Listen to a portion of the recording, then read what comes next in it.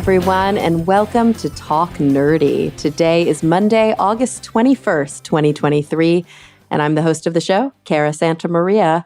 I know sometimes you like to stay updated, so I wanted to let everybody know that I completed my doctoral defense this past weekend, successfully, I should add. And so I am just about a week out from finishing all of my duties as a psychology intern, which means that on the 31st of August, you can officially call me Dr. Santa Maria. Weird, right? But not until then. Very important. I also want to thank those of you who make Talk Nerdy possible week after week. Remember that this show is and will always be 100% free to download. That's because I rely on the support of listeners just like you. This week's top patrons include Daniel Lang, David J.E. Smith, Mary Neva, Brian Holden, David Compton, Gabrielle F. Jaramillo, Joe Wilkinson, Pasquale Gelati, and Ulrika Hagman. All right, let's just get right into it. So I had the opportunity this week to chat with investigative journalist Karen Pinchin. She specializes in stories about food, science, culture, and the environment. And she lives in Nova Scotia, where she teaches narrative nonfiction writing at the University of King's College.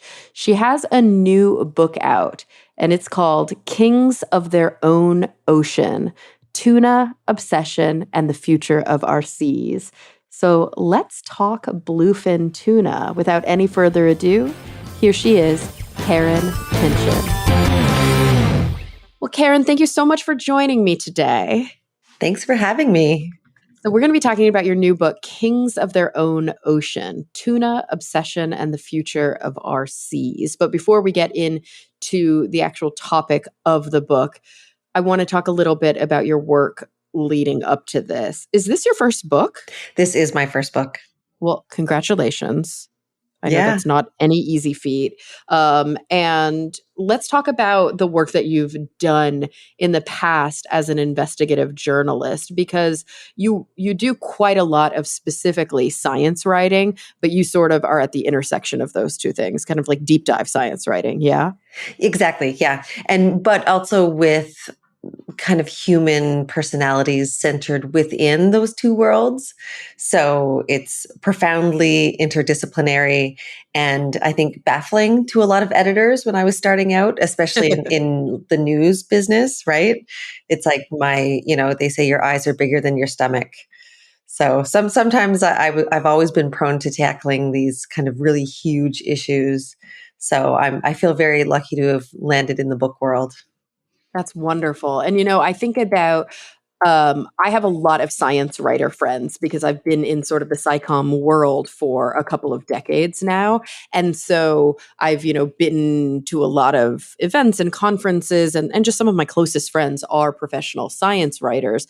And I don't know how you do it. I hate writing. I mean, I love to have written, but I hate writing. I'm always really, really impressed by the amount of effort that goes into investigating a piece, into doing good, proper journalism. And of course, I'm curious about your path to that, because you studied traditional journalism, right? Because I know when it comes to science writing, some people come up through the sciences and then they learn journalism kind of as they go. And then other people come up through journalism training and they sort of learn the science as they go. Yeah. So in my family, I was kind of the freak in a very kind of motivated, competitive science family. So I was always drawn, like I won a poetry writing competition when I was 11 years old, and my parents were completely baffled by that. I think so, but around me, my mom is and remains an incredible chemist. My father was a physicist. I think back at sitting around the kitchen table and, the conversation was always, about the viscosity of the sauce, or all these like very small kind of ways that I was being raised in the sciences, but had in some ways like a completely opposite inclination. And so journalism was the compromise. Journalism was the real job that my scientist parents could accept. And so it was the field in which I came up. I learned a lot of, the skills that it takes to work in the world as an investigative reporter. But I think at the core, I always had interest in those kind of larger existential ideas and issues that poetry and prose try to get at. I love that. And I'm looking at like your byline and like all the different places that you've published, which of course, most of the people listening to this show are reading things in, National Geographic and Siam and Hawkeye and all these different really cool places. But I didn't realize that you also have published quite a bit for Frontline. I'm obsessed with Frontline, by the way. I recommend Frontline documentaries to everybody all the time. So you were a journalism fellow, like with Frontline? Yeah. So that was an opportunity that came out of, I did the Masters of Science Journalism program at Columbia University, which is where this book started. And from that opportunity to study in New York with some of the best writers of science journalism, an opportunity emerged to work at PBS Frontline in Boston. And so what turned into a 1 year in the States where my husband couldn't work turned into 2 years in the States where my husband couldn't work and was caring for our son. But because, what an opportunity of a lifetime, right? To work with the world's, leading investigative reporters. I worked on a project related to Flint, one related to Pacific Gas and Electric and the history of, alleged mismanagement in terms of its wildfire response. Some really, really remarkable projects.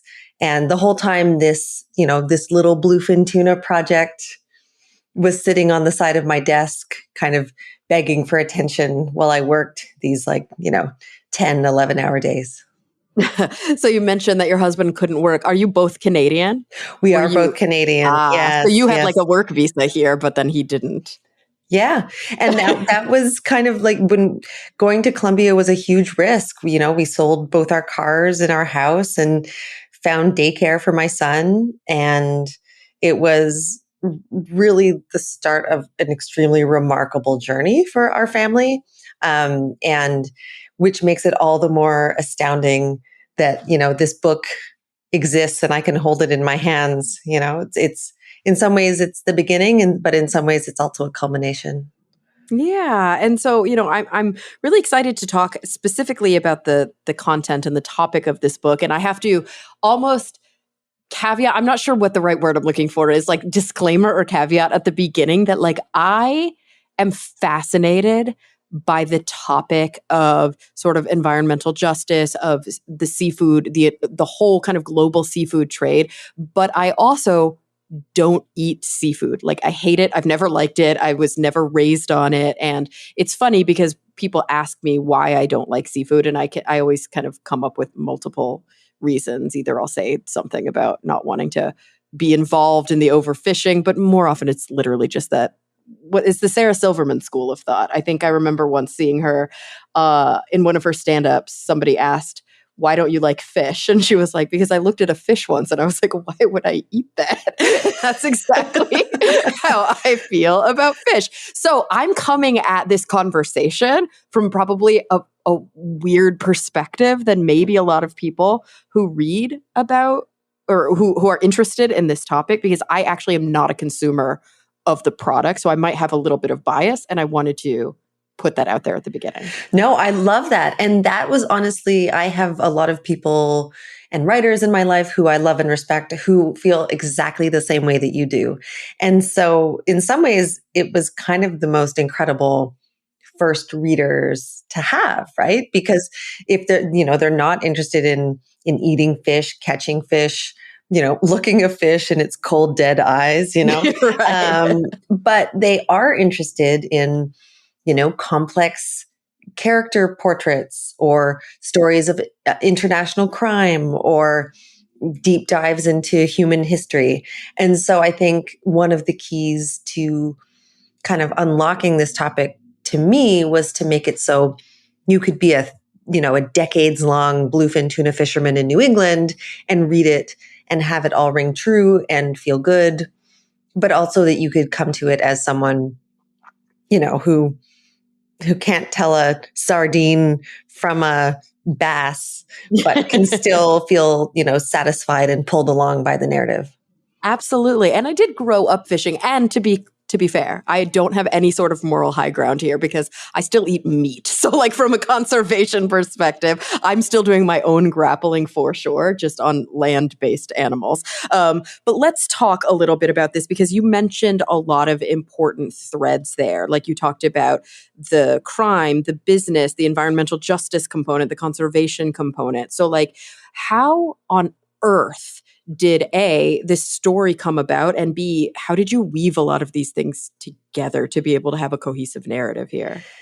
Yeah. So I'm extremely proud of how the book came together simply because there are so many kind of disparate threads that I would be talking at, say, a party, and people would say, how are you possibly going to, go to ancient Greece, but then also, Tokyo, how will you do this?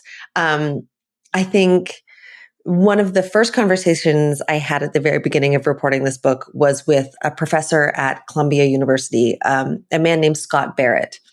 And he specializes in what's called wicked problems, these kind of entangled knots of international relations that are almost, on the surface, impossible to tease apart. And he's worked in Bluefin Tuna, kind of looking at the international governance part of it. And he basically said, listen, the fact that these problems are seemingly intractable also make them extremely, rich and dense for a book project. So he was actually extremely encouraging in the early days.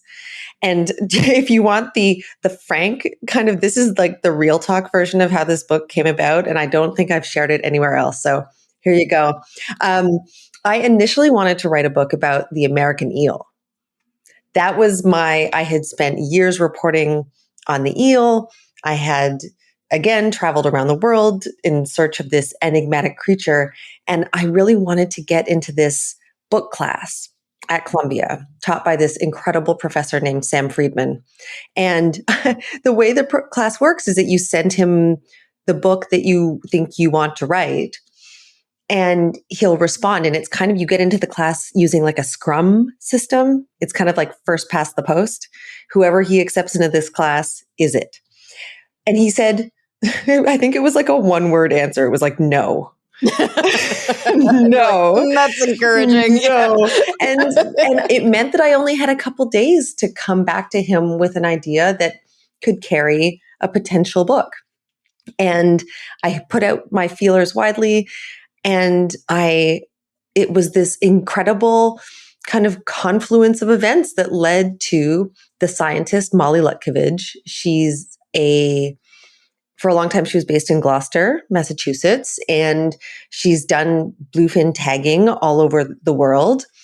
And that's where she actually would catch like a tuna alongside a fishing captain, put a little piece of plastic in its back, in some cases a tag that the fish can carry around, and it'll gather data and then eventually pop off. And she said, you won't believe what I found. You won't believe the story of this one fish. And it was one fish that had been caught in 2004 by a fishing charter captain that she had re-tagged 3 years later, and that 11 years after that had showed up in the south of Portugal, leaving the Mediterranean. And at this point, I kind of have no idea what any of this means. I'm kind of like, but she was so excited. And I knew enough bluefin. I guess I knew enough about bluefin to know that there was a there, but I didn't quite understand kind of the implications of all these different moments in this one fish's life. And that was when I discovered through research that the fisherman, he was named Al Anderson, that he had recently died, and that he was a really controversial figure in the Rhode Island fishing world, And so this was not a story I expected to find. In some ways, it kind of found me. And but I pitched it as an idea, mercurial fishing captain, this iconic, megafauna, this charismatic fish, and I got into the class. And so this started as an academic project, of what a book could be. And then once I started reporting it, it was incredible and almost spooky how all the threads converged. It was like every character led me to another character, led me to another moment in history. It was so beautifully self-contained. It almost felt too good to be true. And so then the work became, how to tell the story. So I want to start talking a little bit about these characters and about this story. But before we do, I feel like we need to clarify right off the top what a bluefin tuna is. Because I think that, I don't eat fish. So I'm like, oh, tuna's tuna, right? The stuff in the cans, but it's not the stuff in the cans. This is a totally different species. It's sometimes in cans, but okay. and in some countries, it's the reason that canning exists, because it's such a huge fish that the only way to deal with it in any kind of expeditious way would be, you either do what, say, they did in ancient Rome, which was salt it and preserve it, or you can it. A fish of this size, of this magnitude, you really do need a way to process it in a way that it doesn't just spoil. But yes, this is what I'm doing what I do because I've basically become, over the course of reporting this book, this kind of obsessed with bluefin myself, almost unrecognizable to an earlier iteration of me, which is so funny and such a blessing of this business. But yes, so a bluefin, its name is Tunis tinus. That is the Atlantic bluefin tuna. It's a member of the Scombridae family, which makes it related to mackerel, hiring other smaller oily fish. But the difference is that when it was evolving, essentially to spawn in what would eventually become the Mediterranean, like it evolved more than 55 million years ago. So this fish predates the current configuration of the continents. And its migration has largely been dictated by those kind of the temperature differences in the ocean and all this very complex kind of oceanographic current science. But it lives, between 18 and 30 years.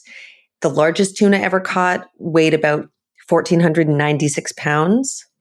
So, wow. I describe that as, that's about the weight of a grand piano. But imagine it on the end of a fishing line, right? Wow. It's evolutionary. It's so amazing. It has a pineal window in its head that actually senses light, so it can do very complex dives. It has fins that can be retracted into shape hollows along its body. And one of the most amazing things is that it's actually warm-bodied. Sometimes people say that it's warm-blooded. It's not actually warm-blooded. It just has this amazing kind of heat pump exchanger called a rete mirabile. It's kind of similar to how ducks keep their feet warm in the wintertime. And it essentially channels the heat that it would otherwise lose to the ocean and the cold ocean waters back into the fish's eyes and organs and brain. And so it allows it to hit these remarkable speeds underwater. So it really is like in terms of the power of evolution, to stand next to one, as I did in the course of reporting this book, it reminds you more of like a giraffe or something that's kind of otherworldly in how it looks and how it feels, I'm curious, and maybe this is probably harder to answer than the question would make you think, but like, what makes a tuna a tuna? Because there's so many different tunas. They don't seem, I mean, clearly they're related, but like, why are albacore and bluefin both tunas? It's that they share a common ancestor. Okay, And so so it's really yes, their exactly. evolution. So you have Okay. like skipjack, albacore. The only difference is at a certain point, the bluefin sheared off and became this, in some ways it's kind of a freak of nature, this apex predator. It's very, I don't know, the people who become obsessed with bluefin, I think how it looks and how its skin behaves, it has these chromatophores under the skin that does like a flashing pattern. And so almost like an octopus. And, a lot of us may see, tuna in the cans, tuna in the tuna salad, but it's almost, and this is part of the story that I tell about the power of, and in some ways the negative power that industrialization and commodification had on this fish, right? That it's like the market was able to disrupt how we saw this fish from how it actually lives in the world to something that comes in a can and can be a commodity that can be bought and sold for a fixed amount of money. And so one of the underlying stories of this book is, how does that happen? How do we take something that lives in the world in an untouched way? And how do we as humans, and in our need to, profit, control, make sense of our own lives, how do those two elements interact? Yeah, it's like I think about agriculture. I think about farming or even factory farming. I think about the way that meat, land-based meat makes it onto your plate. And I don't know why, but that process feels more tangible to me. It also is more I shouldn't say it's more disconcerting because it's not, but like it's somehow like nearer to us, even though many of us still have this sense of separation from our food. But there's something very mysterious about deep sea fish because they're not farmed, right? Like they're wild animals that we're catching and eating. Yes. And that distinction, I love how you picked up on that, because that that almost psychic disassociation of humans from the fish in our seas, that's something that multinational vertically integrated corporations have really taken advantage of. They've taken advantage of, in some cases, rural fishers who didn't understand the value of the product that they had access to.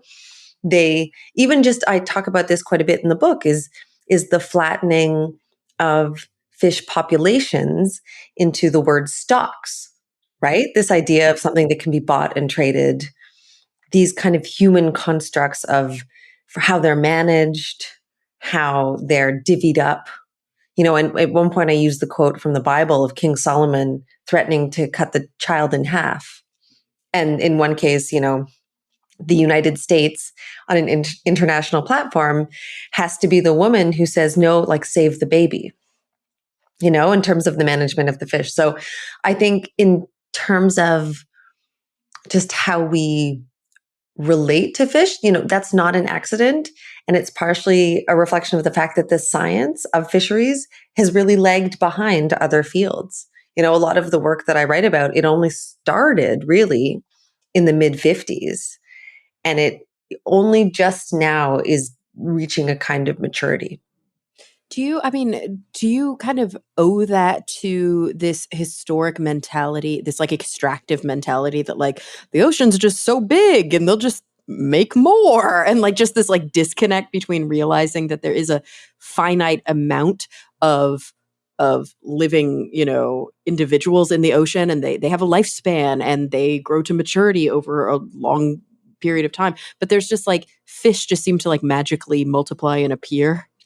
Yes. And it's one of these windows that allowed, this idea of the merchants of doubt, to say, well, if we don't know that they're about to be wiped out, you know, nature is so miraculous. And you go back to like the days of John Cabot, this idea, the discovery of North America, this idea of, the cod schooled so thickly you could walk upon their backs.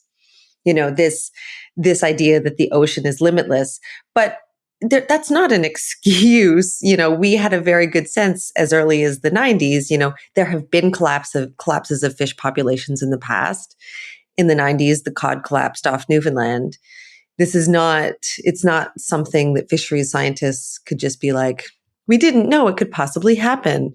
It was partially just that the companies that have made billions of dollars off this industry, that for a long time, where they were fishing was, went farther and farther afield with industrialization. All of a sudden, they're past the 200-mile limit. Who's in charge of those places, right? And so it's almost like we didn't have the international framework to put limits on this way of extracting the Earth's resources. And, I think environmentalists, specifically Carl Safina, who I profile quite deeply in the book, had this realization a little bit before other scientists and other members of the general public. Yeah, I want to get into this sort of parallel between what's going on with the scientists, with the conservation efforts, with the basic research. And as you mentioned, the sort of multinational corporations, the industrial side, the commercial side of it. But I also want to talk about the consumer who's sort of on the other end of that. Bear with me because my metaphors are almost always mixed and complicated. I love it. Like I think in analogy and it doesn't always work out. And again, as a non-fish eater, I think about the times that I've spent on the continent of Africa. I think about the times that I've traveled to places where there are apex predators, and I've traveled to places where there are just like really large and beautiful and charismatic creatures on land. And I also think about like the food supply and the relationship to food. And although some very large animals, opportunistically, let's say elephants or lions, might be eaten, they're not regularly consumed. You usually see that it's like the hoofstock, the antelope, that are regularly consumed, let's say on the African continent. And I feel like I see a parallel with sharks. Like there's this global kind of recognition and realization that we probably like shouldn't be killing and eating all these sharks, or with whales even, that yes, there are indigenous populations who have a sort of protected relationship with whales. But like, I don't see that with big fish at all. Is it just because we're a little behind? Because they're just as grand, right? They're just as apex in their ecological niche, but we don't look at them that way. I would venture to guess that most consumers don't even know that like the tuna you would get on your plate as sashimi comes from an enormous animal. There are so many layers to that. I love it. We could probably talk about this all night. Okay. Here we go. Okay. Yes, please. So that was one of the reasons why it was profoundly important to me to actually physically travel to the south of Spain and Portugal, because out of all the places on the planet, because of the narrowing of the Straits of Gibraltar and the specific geography of the Mediterranean, ancient civilizations, we're talking like the Phoenicians, the Carthaginians, tuna have been running through that passage since before the time of Aristotle. And there is such a profound and deep and long-standing relationship with the peoples of those coasts, including some evidence that early Neanderthals actually pulled orca-driven tuna onto the shallow beaches and brought them into caves. And there's these incredible ancient cave paintings that some scientists argue depict when the orcas would be running, and therefore when the tuna would be driven up onto the shore with these markings of calendars. It's one of those places that does have that kind of deep cultural awareness, at least along the coastline, of the role of the giant fish in human survival. And it's one of the reasons that the fish was used in these ancient salting pits essentially packed into amphora, salted and packed and fed soldiers all over early Europe. And so in some ways it was kind of, you needed the industrial capacity of, catching the tuna in these, in some cases, set nets that required an immense amount of labor and care. Um, in some situations, they would actually kill the fish one on one. It was this system called the almadraba or the matanza, where that literally means place to hit or to fight. And it evokes this idea of like, it's one man, one giant fish. It almost equalizes the score, right? You're kind of rooting for the fish. Yeah. And so that in that context, there is that kind of understanding of the value of the fish culturally. In Tokyo, when I visited Toyosu Fish Market, it was a brand new built version of the old Tsukiji market that some listeners might be aware of. And in that case, you see the fish kind of completely flattened to the price of one creature and the quality of the flesh, what you would see on your sushi plate. What's the fat content? What's the How color rich of the and red is meat? it? Yeah. Exactly. And so in some ways I feel like in North America, it's that, yeah, I think it's fair to say that our relationship with the fish is lagging behind, and that it essentially started from the international demand for bluefin tuna in Japan in the 1970s when that country's stocks collapsed. And so it's almost like a chicken and the egg issue, in that market needed to exist for US fishermen who weren't just trying to catch a fish, a huge, enormous fish, and then land it and take a picture with it and then throw it away, right? Dump it, take it up beyond the breakwater, use it to fertilize your field. It took that degree of international coveting of the value of its flesh.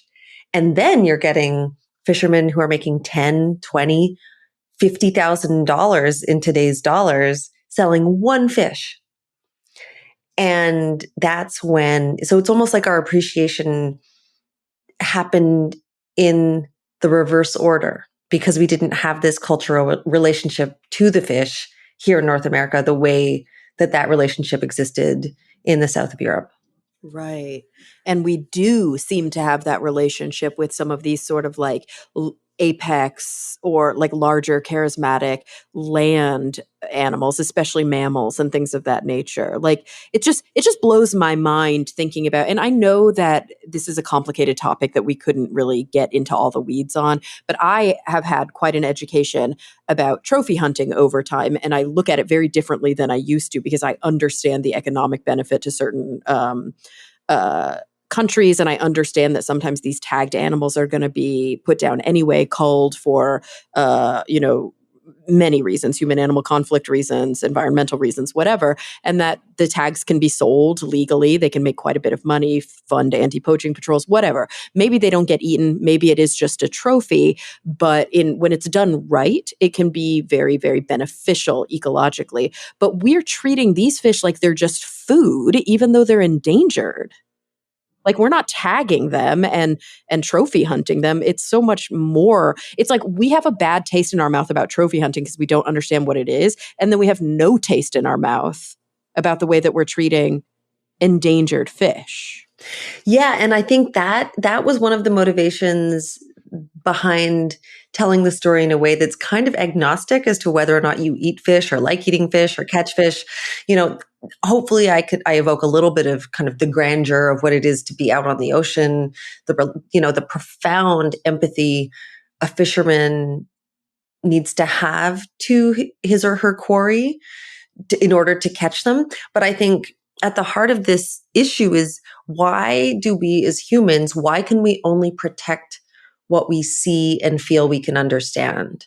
And if I could introduce a reader to Al Anderson, this man who grew up in New Jersey, he had an extremely hard childhood. His mother had an undiagnosed mental illness. He started fishing as a young boy because it was the only thing that gave his life meaning.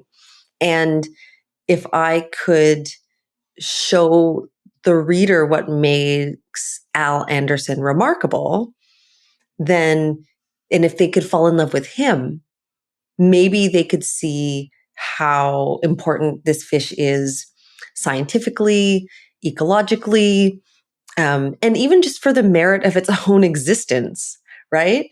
And so that's the goal ultimately of the book is to give some profundity to that relationship that on the surface could seem quite two-dimensional. Right. I'm curious what you think about the sort of parallel or the analogy that I make, I guess the parallel I make between like bluefin tuna and sharks. And that's not to say that things are great when it comes to shark fishing. And it's not to say that there's not still a lot of work to do, but I feel like there's become almost like a global sea change in how we view sharks as creatures requiring conservation efforts and not as food versus how we treat, let's say, bluefin tuna, or even, I don't know, what are some of the other really large deep sea, like swordfish or something along those lines? So what's so fascinating to me in this case is that bluefin tuna, I grew up in a generation where it was all save the bluefin. It was like a targeted creature that you were explicitly supposed to avoid, or you had some moral failing. Yeah, I'm curious. It's so interesting to me that maybe you were living in a subculture where save the bluefin wasn't like imprinted on you. Could because I grew up in Texas. I mean, because I have a feeling we're not that different in age, but it could be because of where we live. So, like, were you in coastal Canada? I was in big city Canada. I grew up in Toronto. And so, Canada has a big bluefin fishery. It was kind of, it's hitched to the hip a little bit with the US in terms of its fishery. And I just remember, save the bluefin as a mantra that every time, and that when I started eating sushi in my university years, I always felt a bit complicit, when I was eating maguro, which is the name for tuna, or toro, specifically for bluefin. But I do agree what's interesting is that we now, and I don't want to give the book away, but this is a story of hope. This is a story of recovery against all odds, and of, in some cases, the environmentalists and the scientists, for a long time, a lot of them hated each other, but in hindsight, they were pulling in the same direction, generally, generally. And we are now in a situation where Atlantic bluefin tuna, if it's caught on a rod and reel or harpooned, which a lot of it is, it's one of the most ethical species to eat. And so, this is a story maybe more similar to sharks than you think, of conservation and of kind of the market not necessarily having its way with our oceans fully in the way that it would like to. Now, what's interesting is then what happens to the rest of the tuna species? What happens to big eye, albacore, and so those are the ones that I think are scientists, when I talk to them, they say, I am not worried about the bluefin. I do not lose sleep over the bluefin anymore.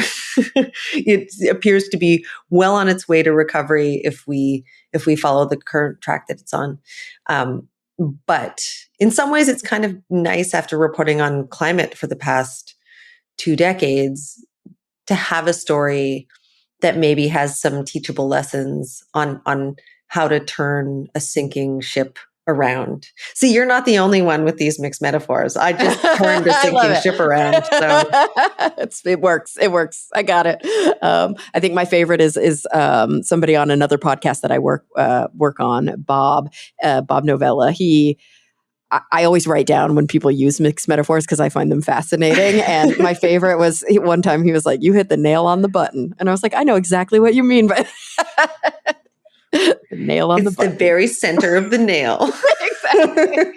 So perfect. But it's interesting. I think about this, like you mentioned, and I think it bears kind of spending a little bit more time on the downstream effect of what this focused conservation effort, because this is what always happens, right? We've heard this story over and over, that there becomes this charismatic sort of poster child, and we make the stuffies and we have the posters, and people go out and they march, and then we do all this beautiful work, and it's such a wonderful story, and then it's like, oh, but now look what happens downstream to this other one that didn't get quite the same attention, or look at how this change in the entire landscape is affecting all the other pieces of the puzzle, because it's never straightforward. Like, ecology is all related. Mm-hmm.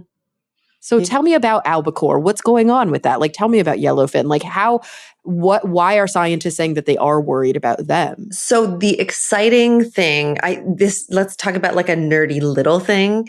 Because that's what this podcast is here for, right? Okay. Oh, yes, 100%. Okay. So there's a nerdy little thing that emerges near the end of my book, and it's an idea called harvest strategies.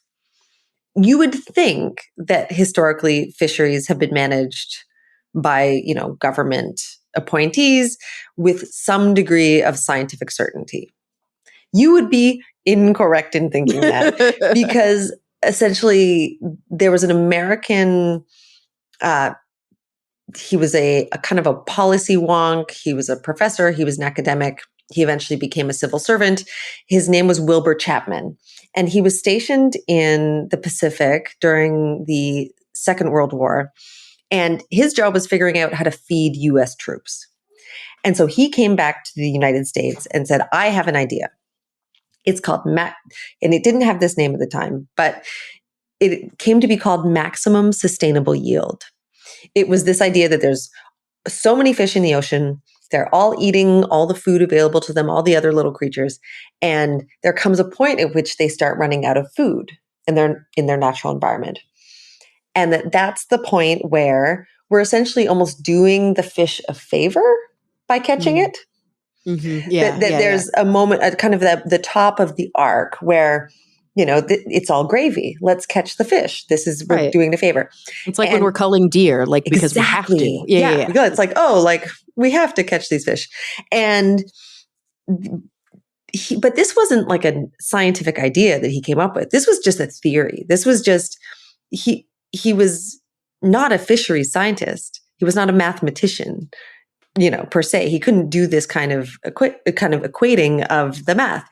But later, a mathematician actually reverse engineered the idea into policy, which was called maximum sustainable yield.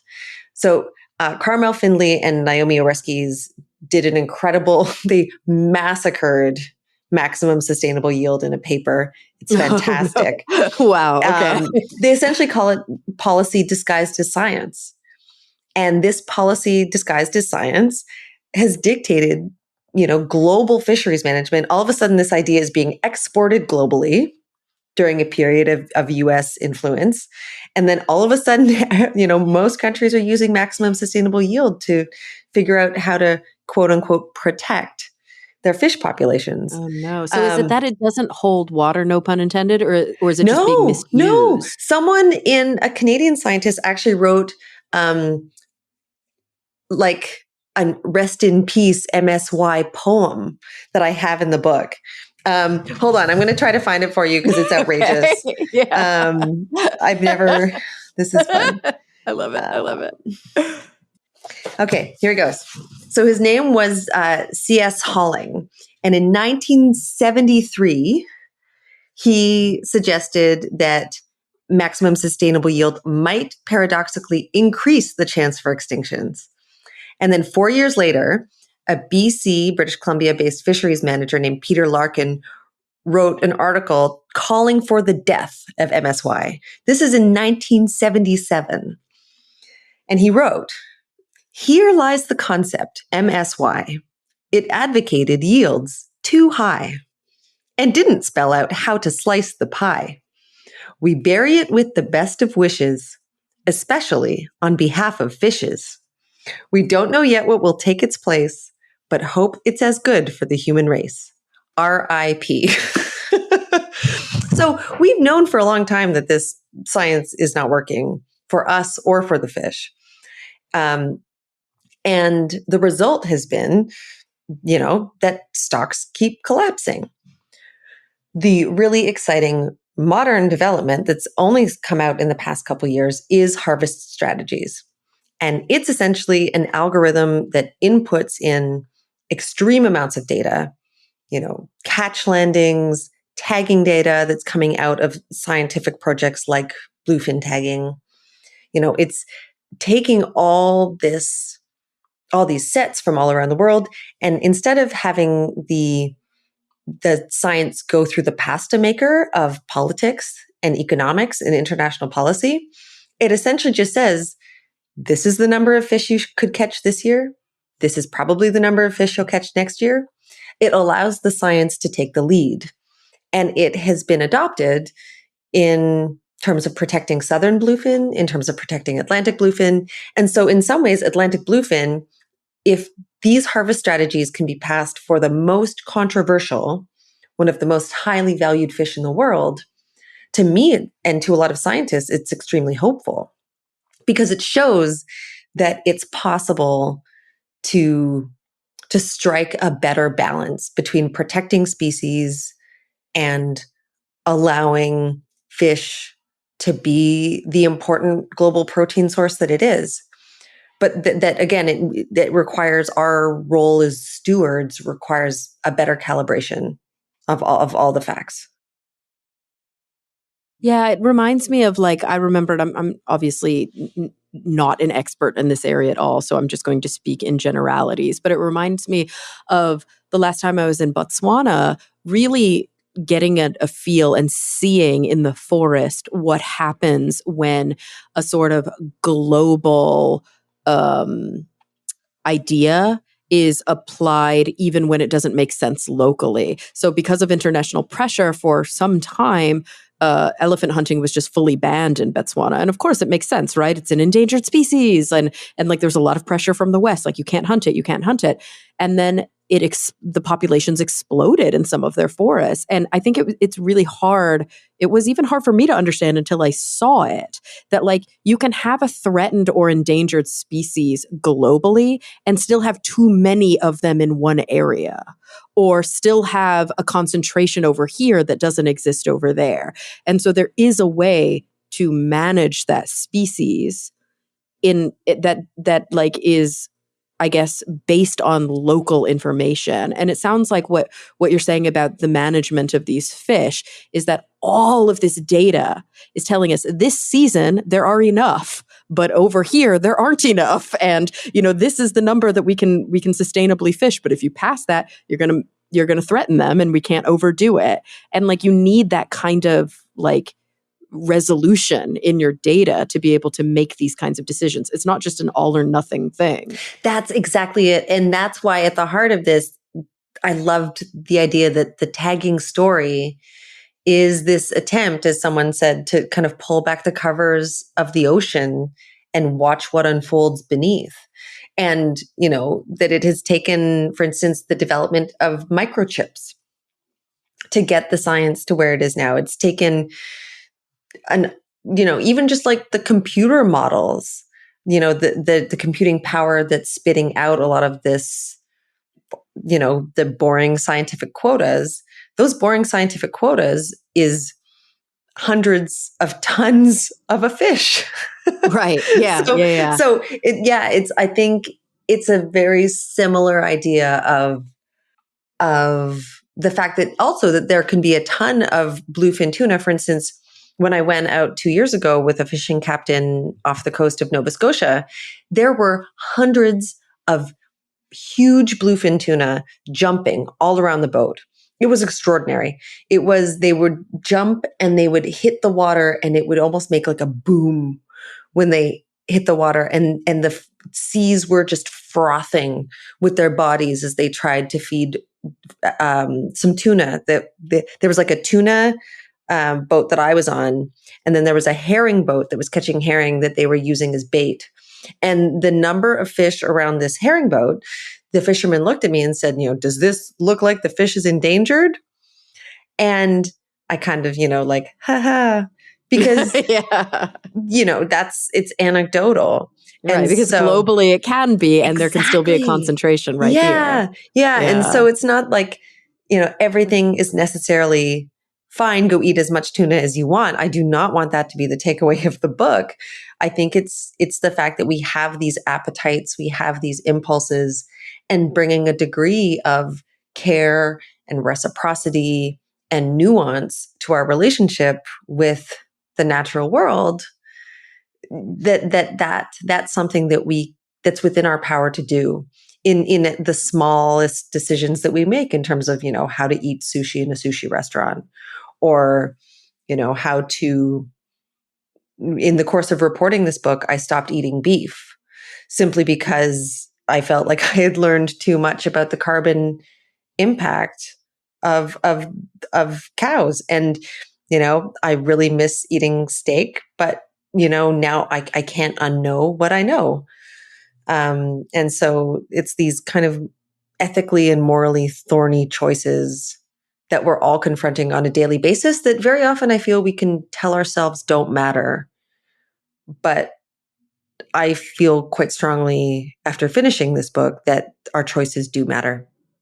Right. And I think that is sort of like an important part of this arc of even just our conversation over this hour, because very often I think that we feel as individual consumers, as voters, as citizens, as end users, that we don't have a lot of power. And we sort of have to trust that, the scientists behind the closed doors in the ivory towers, or that the policymakers are like making decisions that are in our best interest. And I think that there's just a certain amount of sort of like, um, it's like a weird mix, right? Of like Pollyanna faith completely mixed with cynicism that I think like most individuals in modern society are experiencing lately. And I think it's why books like yours are so important, because they sort of peel back the curtain to show exactly what has been going on historically and is happening right now, to truly make sense of this complicated issue and see how the individuals who actually do have power in the equation are affecting change. But the important thing to remember is that as the end user, the voter, the citizen, we also have power. We just need to be educated. We need to be empowered to utilize it. And so I'm curious, if you are, a fish consumer, what kinds of things can you look for? Like, are we at a point now where individual fish are being tracked all the way down the line, and we know that a barcode means something specific? Or is it more that we're looking for specific governmental seals, and how much of that is bullshit? Like, how do we really separate between marketing and like true sustainable practices? So one really interesting element that I discovered is that in the EU, it's illegal to treat tuna with carbon monoxide that makes it look quite red, but that is legal in the United States. And so it makes it much harder to avoid food poisoning if you're making your own sushi, you have a piece of raw bluefin tuna. If it's been treated with carbon monoxide, you can't tell how fresh it is. So that's one thing. And in the EU as well, because it's such a tightly regulated industry, they do have tuna, individual fish that have QR codes. And so you can track them right back to the Almadraba in the south of Spain or Portugal, the individual fishery that this one fish came from. We do not generally have those systems here in North America because of the technology involved and the will, and the seafood labeling laws, specifically here in Canada, are extremely atrocious, arguably non-existent. And, it's far more about consumer safety and expiry dates, best before, than it is about really empowering consumers is to know more about their foods in the way that some industries have already either been regulated or have made that kind of voluntary choice based on consumer demand. And so I eat bluefin tuna. I eat bluefin tuna when I can go to the restaurant, I can go to the chef and say, where did this fish come from? Right now, Nova Scotia is in the middle of our bluefin tuna season. And so there are fish being caught a couple hours away from here that can be taken apart at my local sushi restaurant. And if I eat 4 pieces of that and savor it, appreciate it, almost commune with my understanding of this creature and how old it likely was, and that I'm participating in what I believe to be and have learned is an extremely tightly controlled industry. That's great. The danger becomes, that's if you get an omakase plate, maybe that's 1 species out of 8. Then maybe there's unagi. I talked about an American eel early on in this conversation. That's an internationally trafficked, multi-billion-dollar illegal market. How am I to know that this piece of unagi or eel wasn't, illegally poached, sent over to China, raised in an eel pen, and then smuggled back into North America? And so I think there's a degree of complexity that makes consumers say, well, I don't get it. I don't have the bandwidth. Just kind of throw their hands up in the air. Luckily, there are tools like the Monterey Bay Aquarium has a fabulous app. You can just type in the species. It tells you, fishing gear method, which species are completely fine to eat, which ones you should ask questions about. It's not impossibly hard. It just takes a degree of care that I believe we are capable of. And I think that I'm somebody who's coming at this from obviously a consumer perspective, an individual citizen perspective, but also a mental health perspective, because that's my area of expertise. And when I think about mindful approaches to eating, which can benefit us across the board, it can benefit our mental health, it can benefit our physical health. And it's something that I obviously, like, it's easier to preach it than to practice it. But I think back, this is another weird analogy, so bear with me. But I think back to when I was teaching biology, like back when I was doing neuroscience, and I would teach these comparative anatomy courses, and we would do a lot of dissection. And I would put the fear of God in these students, because I would get so offended when I would see them mistreat the animals that, of course, they were already dead.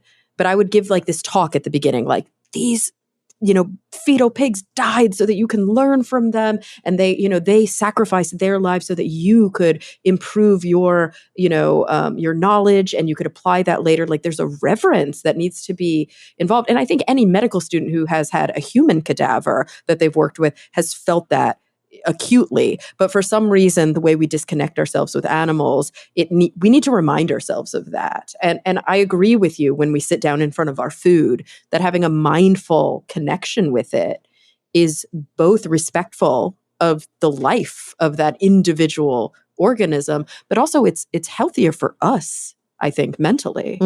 That's so profound. And I think that idea has become embedded in my life and in how I operate as a journalist. And I owe, I think, a lot of that to, it doesn't come up in this book specifically, but in relation to my American eel reporting, I've spent quite a bit of time reporting in and alongside Indigenous communities here in Canada. And there is a degree of relationality to the natural world that I have been extremely lucky enough to have access to through stories that have been shared with me by my sources. And I think that now is kind of a weft in my life, right? That everything gets put through this idea of what's the relationship here? This idea of 7 generations on either side of yourself, right? There's the 7 generations of ancestors, and then there's the 7 generations for whom I will be an ancestor, and that we're making choices and decisions on this scale. And I think embedding that within our scientific systems, using Indigenous and traditional knowledge is a way forward that feels hopeful and good and generative and gives me goosebumps right now talking about it, right? And so hopefully these ideas, while not necessarily explicit in the book, are kind of an undercurrent throughout it. I love that. And I think even, even extending that beyond this profound and like kind of ancient indigenous knowledge, I think, don't often give enough credit to the individual farmer or fisher person or the person whose boots are on the ground who are navigating the land, whether they are, indigenous or not. I think that we often conflate the sort of the fisher person or the farmer with like the chicken industry or like with the industrial company. And although, of course, we can't speak to every single fisher person or farmer that's out there, that they're always going to be, ethical and sustainable. I think that probably, and I say this because I spent some time on a fishing boat for a Nat Geo project. It was a salmon fishing boat and it was incredible. I mean, it was a family. He was, a third generation fisher person. His daughter, his baby was on the boat with us. like his infant daughter was on the boat, and they would go out for, weekends at a time. And they just what they knew, they could like feel where to go. And I don't know, it was incredible watching and learning from him, and the way that he had respect and reverence for the organism was something that I didn't expect. And I think sometimes we I don't know why I bring it up, but I feel like we have to remember that as well, that it's not just a big machine. There are actually people involved, and those people, the knowledge and the wisdom and the reverence of those people are contributing to this industry and this practice. Absolutely. And that you have systems, and that's kind of what makes this a wicked problem, is that you get systems that take on a bit of a life of their own. You have to use kind of a systems approach to deconstruct kind of what brought us to this moment. And one of the points I felt it was important to make in Kings of Their Own Ocean is that Al Anderson, my protagonist, is a deeply flawed person. And if we demand perfection from people who are trying to make change, we're not going to get anywhere with the climate or the biodiversity crisis or, politics or protecting women's rights to choose globally, right? We're not, I don't need to be a perfect person in order to write a good book. I've talked a lot about this with my therapist, is that, it takes a lot of courage to just be a human in the world, continually making choices. And so in everyone's respective fields, wouldn't it be beautiful if we could feel that sense of agency and over our lives and over our communities? Yeah, and just authenticity. It goes back to something you mentioned before that we don't have time to get into, but I do feel like this is sort of a microcosm of something you sort of mentioned in passing, which is that sometimes we see these really contentious strategy debates between, let's say, the scientific community and the conservation community or the environmental community. And then you add to that, you've got the consumers, you've got the policy wonks, you've got the governmental agents, you've got the corporations. And like, I think the thing that we always have to remember is that all of these different interest groups, quote unquote, are just people. And those people have motivations. And if we can try to understand, like, nobody is perfect, everybody is flawed, and all of us are just trying to act according to the motivations that we're following. And the more that we really, I think, understand that all these stories are human stories, the more, I don't know, empathy we might have towards them. Preach. Amen. One could say we are all trying to be kings of our own oceans. I love it. Maybe. Karen, I love it. Oh my gosh. This has been an incredible talk. And I know that I've kept you longer than I said I would. And I've forgotten this the past few weeks, but I I'm so interested in how your mind works. So I'm wondering if I can steal you for just another minute or two to ask you the same closing questions I ask everybody Yeah, on my let's show. hit it. Awesome. So they're big picture and you can answer them however you like. It can be contextually related to your work, to your, to you personally, to your community, your society, whatever. I'm curious in whatever context feels relevant. Number one, when you're looking to the future, what is worrisome to you, disconcerting? Maybe you're finding pessimism or even cynicism. What's keeping you up the most at night? And then on the flip side of that, to end with optimism, like I know that you like to do in your writing as well, where are you finding your hope, your optimism? What are you kind of like authentically looking forward to? So, in terms of pessimism, um, my Polish grandfather, my mother's father, my Jaja, he was in a concentration camp in Germany, in Oranienburg, and he came to Canada as a refugee. And he has always been terrified of the nationalism that arose during that period of time. And he raised us to be quite nervous of when someone says, I'm American, I'm Canadian. He always insisted on calling himself a citizen of the world because he saw nationalism as the greatest threat. And I think now with fights over global resources, I think we're now at an influx point where nationalism and extremism is taking on a bit of a life of its own in relation to who can have what, right? It reminds me of being a babysitter and taking care of a bunch of toddlers, except instead of toddlers, we have nations and Right. And some of those global nations think leaders. that they have like a God-given right to resources or to just by virtue of their birth. Yes, which is why as a Yeah. Canadian, even 20 years ago in university, it was not inconceivable that at a certain point, the United States might try to annex Canada for access to our fresh water. This is something that all international thinkers in my country is raised to think about. Yeah, and Americans are not raised to think about this at all because Americans are almost always one of the perpetrators in this story. Yes. So it's really interesting. So please don't take our water. We like it. No, we I don't like our want water. to. We need it to fight our giant forest fires, please. Yes. Understood.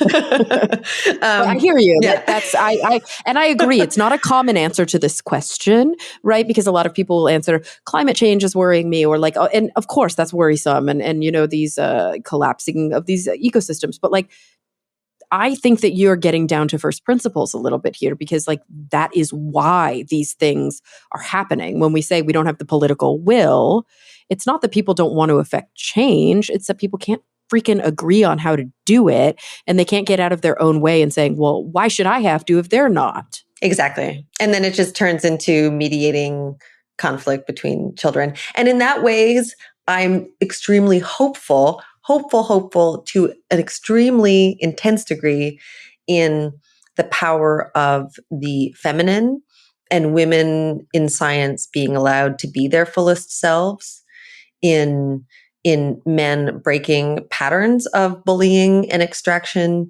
and power that have been ingrained in both, men and women and people of all genders for decades, that are, not, they don't serve anyone. And so I'm so hopeful that we are raising a generation of girls who know how to get shit done. I love that. You are absolutely speaking my language. I have to just say, like, I've been reading Angela Saini's The Patriarchs lately. That's Isn't been my she bedtime amazing? reading. She's amazing. I was in the Logan program with her. I had a chance to actually we worked alongside each other on our projects. And I was just thinking about her book and was going to mention it because I think it's required reading around the world as to the systems and how we build them. And we are not stuck with them. Oh, We are I love that vectors so of much. change. So good. Yes. And so it's like I'm reading this book. I'm also meanwhile dealing with, and we don't have to get into it. Well, I don't want to get into it, but like some personal kind of professional issues where there have been like some code of conduct reportings, and clearly there's been like a gendered issue there. Whatever. It's been very, very trying here in the last month of my PhD. And so I had like a thing I had to do today, which was like exhausting and very sad. And so I booked myself a date with myself to go see the Barbie movie tonight because I knew that I would need some like a feminist pep talk tonight. So that's where I'm going next. And I'm very excited. Wish we could do like a part 2 episode after you see the Barbie movie. Yay. I think this is way beyond this podcast, but I think these are the ideas that I think are going to motivate my next book. I'm so excited. Nothing is in stone yet, but I think this is where my public interest reporting value might serve again. That makes me so happy because I've been seeing a shift too with my like social justice work and psychology into that sort of direction as well. So please, I'm going to say this out loud so that the few thousand listeners of the show can hear.